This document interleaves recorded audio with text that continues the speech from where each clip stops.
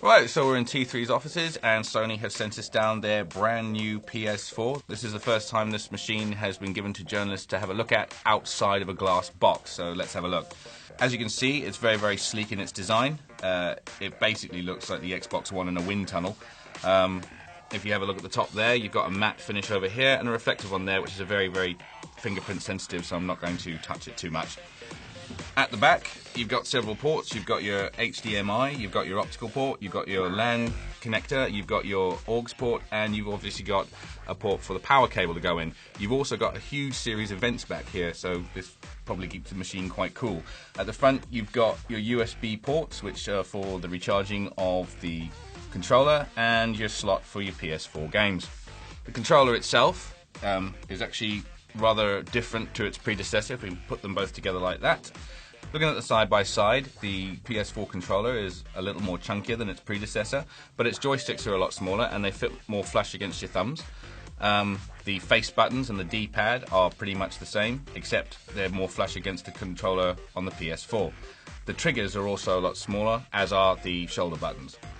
Perhaps the biggest difference between these two controllers is obviously the addition of the touchpad, which you can click in to use it as a start button, so don't worry, your start button and your ability to pause your game has not disappeared into the ether.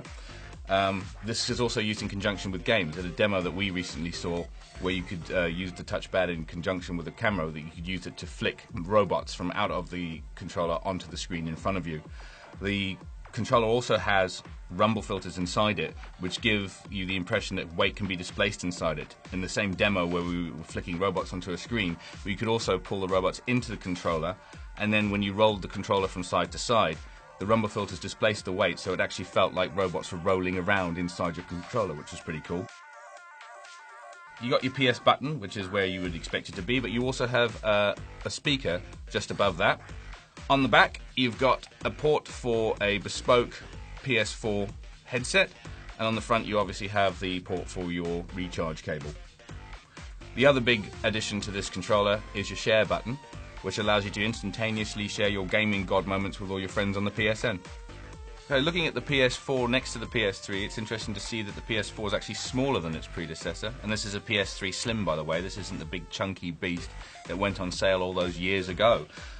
If I hold the PS4 over the PS3, you can actually see that the PS3 sticks out on either side of the PS4. A lot of people like to store their PS3 on its side, like so. I'm not sure I would actually try that with the PS4. I mean, we have been sent a stand for it, so apparently you can stand it on its side. But the stand itself, as you can see, doesn't really increase the PS4's base very much. So I don't know about you, I'd probably store this as is underneath my television set.